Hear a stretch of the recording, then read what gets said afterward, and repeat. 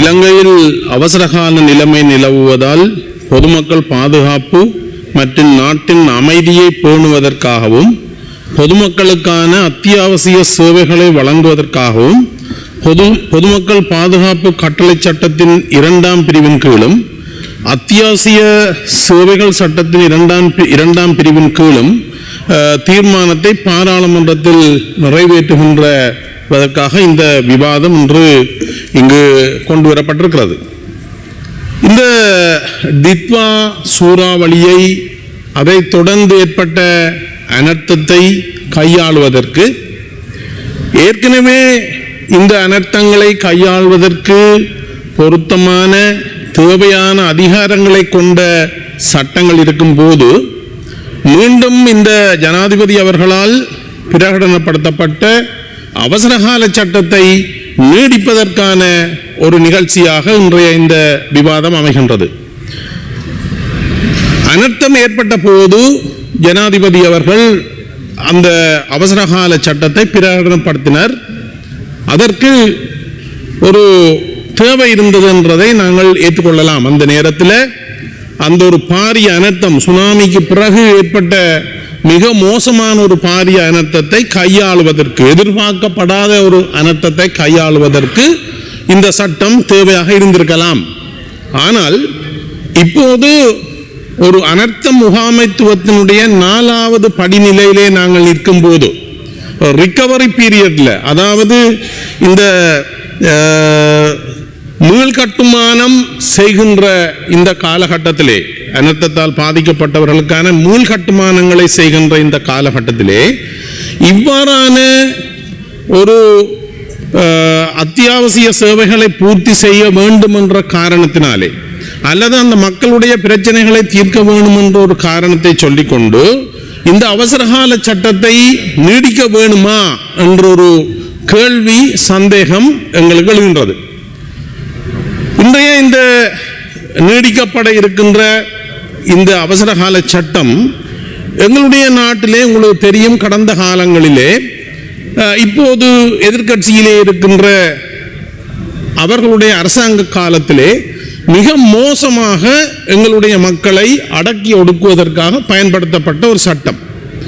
இப்போது சொல்லப்படுகின்ற இந்த அவசரகால சட்டத்தினுடைய பகுதி 2, அந்த பகுதி 2ஐ பார்க்கும்போது PTA prevention of terrorism act கூட, பயங்கரவாத தடை சட்டம் கூட இந்த சட்டத்திலே உள்ளடக்கப்பட்டிருக்கிறது. உங்களுக்கு தெரியும், பயங்கரவாத தடை சட்டம் இந்த நாட்டிலே மக்களுடைய அடிப்படை உரிமைகளை மீறுவது மட்டுமல்ல, மனிதகுலத்துக்கு எதிரான குற்றங்கள், இந்த மக்களை படுகொலை செய்வதற்காக பயன்படுத்தப்பட்ட ஒரு மிக மோசமான சட்டம் இந்த பயங்கரவாத தடை சட்டம். ஆகவே இந்த பயங்கரவாத தடை சட்டத்தை உள்ளடக்கி இருக்கிற இந்த அவசரகால சட்டத்தை இந்த அரசாங்கமும் ஏதோ ஒரு தேவைக்காக பயன்படுத்த நினைக்கின்றதா என்ற சந்தேகம் எங்களுக்கு வருவதிலே நீங்கள் அதை ஏற்றுக்கொள்ள வேண்டிய சூழல் உங்களுக்கு இருக்கிறது. ஏனென்றால் நாங்கள் பாதிக்கப்பட்ட தரப்பு என்ற வகையிலே நாங்கள் இந்த அவசரகால சட்டத்தை எதிர்க்கிறோம். இந்த அரசாங்கம் ஆட்சிக்கு வரும்போது கூட இந்த அரசாங்கத்தினுடைய தேர்தல் அறிக்கையிலே அவசரகால சட்டம், பயங்கரவாத தடை சட்டம், இந்த நாட்டு மக்களுக்கு விரோதமான சட்டத்தை நாங்கள் அகற்றுவோம் என்று சொல்லிக் கொண்டுதான் நீங்கள் வந்தீர்கள். ஆனால் இன்றைக்கு அந்த பயங்கரவாத தடை சட்டத்துக்கு மாற்றீடாக ஒரு சட்டத்தை அறிமுகப்படுத்தி இருக்கிறீர்கள். அந்த மாற்றீடாக அறிமுகப்படுத்தப்பட்ட சட்டம் ஏற்கனவே இருந்த பயங்கரவாத தடை சட்டத்திலும் கூட மிக மோசமானதாக நான் பார்க்கிறேன், அல்லது எல்லோரும் பார்க்கிறோம். ஏனென்று சொன்னால், பயங்கரவாதம் என்பதற்கான வரைவிலக்கணம் இந்த சட்டத்திலே எங்கும் குறிப்பிடப்படவில்லை. பயங்கரவாதம் அல்ல டெரரிசம் என்றதுக்கான definition is not mentioned anywhere. அது சொல்லப்படவில்லை. ஆனபடியினால நீங்கள் இந்த ஆட்சியை நடத்துவதற்கு உங்களுக்கு தேவையான சந்தர்ப்பங்களிலே எதையும் பயங்கரவாதமாக சொல்லலாம். இந்த அரசாங்கத்துக்கு எதிராக பிரச்சனைகள் வரும்போது ஒரு வரைவிலக்கணம் இல்லாத பயங்கரவாதம் என்பதற்கு வரைவிலக்கம் கொடுக்கப்படாமல் எதையும் பயங்கரவாதமாக சித்தரிக்கக்கூடிய சூழல் இருக்கிறது. அதை நீங்கள் உணர்ந்தீர்களா என்றது எனக்கு தெரியவில்லை. ஆகவே இந்த பயங்கரவாத தடை சட்டம் என்பது மக்களுடைய அடிப்படை உரிமைகளை மீறுகின்ற ஒரு சட்டமாக இதுவரை இருந்திருக்கிறது. அதுக்கு மாற்றீடாக கொண்டு வரப்பட இருக்கின்ற சட்டம் கூட அப்படியான ஒரு சட்டமாக ஏற்கனவே இருக்கிற பயங்கரவாத தடை சட்டத்தில் கூட மோசமான ஒரு சட்டமாக இருக்கிறது. அவ்வாறான சூழ்நிலையில் தான், அந்த பின்புலத்தில் தான் இந்த அவசரகால சட்டத்தை இந்த அனர்த்தம் நிகழ்ந்து 2 மாதங்களுக்கு பிறகும் நீடிக்க வேணுமா என்ற கேள்வியை நான் இங்கு கேட்க விரும்புகிறேன். அது மாத்திரமல்ல, இப்போது இங்கு பேசியவர்கள் சில மத குருக்களை இந்த நாட்களிலே, குறிப்பாக திருவோணமலையிலே சில மத குருக்களை சிறையில் அடைத்தது தொடர்பாக பேசினார்கள். சட்டத்தின் முன் அனைவரும் இந்த நாட்டிலே சமம். எங்களுடைய அரசியல் அமைப்பை மீறுகின்ற அல்லது இந்த நாட்டினுடைய சட்டத்தை மீறுகின்ற எவராக இருந்தாலும் அவர்கள் சட்ட நடவடிக்கைக்கு உட்பட்டவர்கள். அவர்கள் மதகுருக்களாக இருக்கலாம், அமைச்சர்களாக இருக்கலாம், தனவந்தர்களாக இருக்கலாம். அவர்கள் எவராக இருந்தாலும் சட்டத்தின் முன் அனைவரும் சமம். அந்த வகையிலே நான் உங்களுக்கு பாராட்டை தெரிவித்துக் கொள்கிறேன். சட்டத்தை மீறியவர்களிடம் அவர் எவராக இருந்தாலும் நடவடிக்கை எடுங்கள், நாங்கள் அதுக்கு உறுதுணையாக இருப்போம்.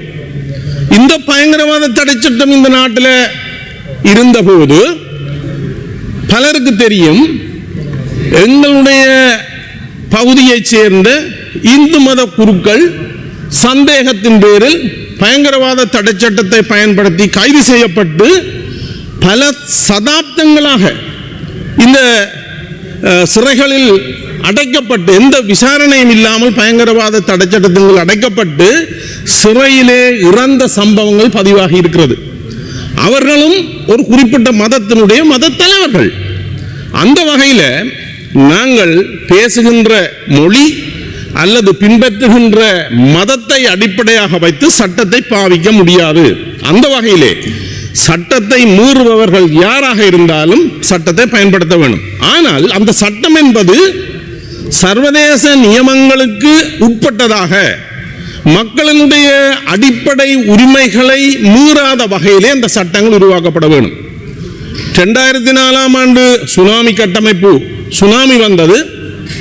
அந்த சுனாமியில் சிக்குண்ட மக்களை, அவர்களுக்கு நிவாரணங்களை வழங்குவதற்காக, மீள்கட்டுமானத்தை செய்வதற்காக சுனாமி கட்டமைப்பு ஒன்றை கொண்டு வந்த போது, பீட்டோம்ஸ் என்ற ஒரு கட்டமைப்பு, சுனாமி கட்டமைப்பு ஒன்றை கொண்டு வந்த போது, இப்போது ஆட்சியில் இருக்கின்ற நீங்கள் அதை எதிர்த்து அந்த பீட்டோம்ஸை இல்லாமல் பண்ணினீர்கள். இதில் இருக்கிற பாராளுமன்ற உறுப்பினர்கள் எத்தனை பேருக்கு தெரியுமோ தெரியவில்லை.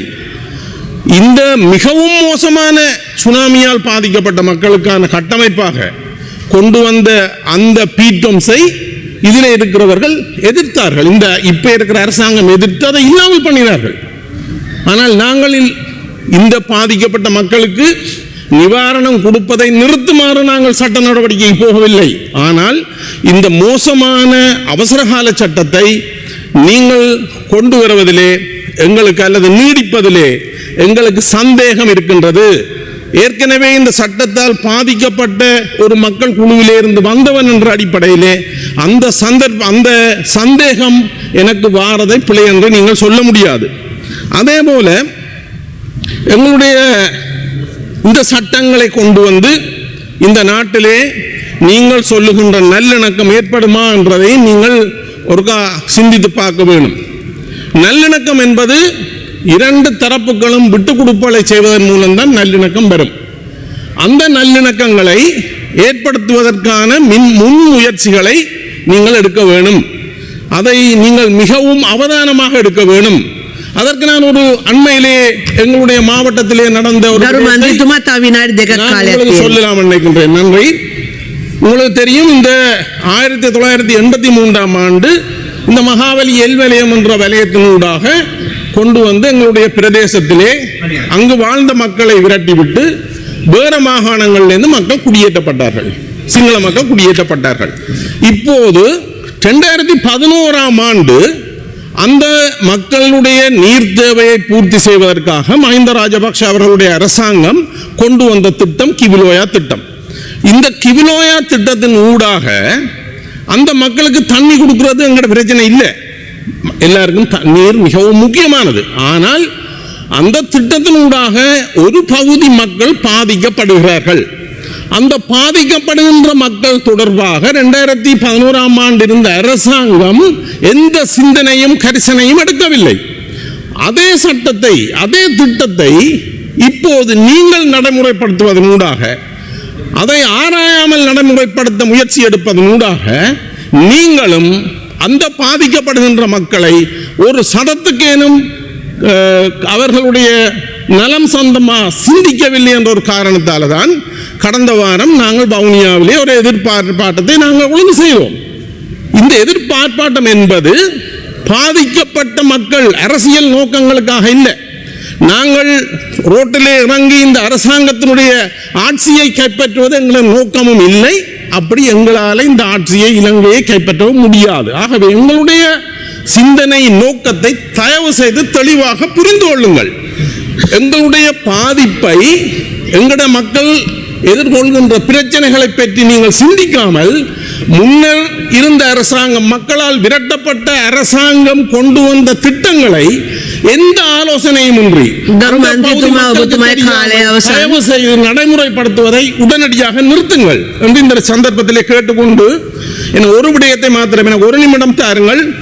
இந்த எங்களுடைய பிரதேசத்திலே இப்போது நான் அடுத்த பேச்சாளருடைய 2 நிமிடங்களை நான் எடுத்துக்கொள்கிறேன், அதை நீங்கள் நோட் பண்ணிக்கொள்ளுங்கள். எங்களுடைய பிரதேசத்திலே இப்போது 65% மேற்பட்ட விவசாய நிலங்கள் அறுவடை செய்யப்பட்டு முடிந்துவிட்டது. 65% விவசாய நிலங்களிலே அறுவடை முடிந்துவிட்டது. ஆனால் இந்த அரசாங்கத்தினுடைய நெல் சந்தைப்படுத்தும் சபை விலை நிர்ணயத்தை செய்து இன்று வரை எங்களுடைய மாவட்டத்திலே அவர்கள் அந்த நிர்ணயித்த விலைக்கு நெல்லை கொள்வனவு செய்யவில்லை. அரசனுடைய ஆக குறைந்த கொள்வனவு விலை 120 ரூபாய். ஆனால் எங்களுடைய மாவட்டத்திலே 80 ரூபாய்க்கு கொள்வனவு செய்கிறார்கள். இது ஒரு பாரிய அநியாயம். ஒரு ஏக்கருக்கு ஒரு விவசாயி கிட்டத்தட்ட 30,000 ரூபாவை இந்த கொள்வனவனூடாக இழக்கிறார்கள். இந்த அனர்த்தத்தாலே அவர்கள் ஏற்கனவே பாதிக்கப்பட்டிருக்கிறார்கள். இன்று நான் நெல் சந்தைப்படுத்தும் சபை தலைவரோடு பேசிய போது சொன்னார், அடுத்த திங்கட்கிழமையில் இருந்து கொள்வனவு செய்ய இருப்பதாக சொன்னார். 75% விவசாய நடவடிக்கைகள் நிறைவுற்ற பிறகு அங்க யார்கிட்ட கொள்வனவு செய்ய போறீங்க? இதுதான் போன வருடம் நடந்தது. ஆகவே தயவு செய்து இந்த நெல் கொள்வனவை இப்போதாவது மிகுதியாக இருக்கின்ற 30% விவசாயிகளாவது பயனடையக்கூடிய வகையிலே நீங்கள் இந்த நெல் கொள்வனவை செய்ய வேண்டும். அடுத்த வருடத்திலாவது எங்களுடைய பிரதேசத்திலே அறுவடை நடைபெறுகின்ற போது அந்த நெல்லை கொள்வனவு செய்வதற்கான ஏற்பாடுகளை செய்ய வேண்டும் என்று கேட்டுக்கொண்டு சந்தர்ப்பத்துக்கு நன்றி கூறி விடைபெறுகிறேன். நன்றி.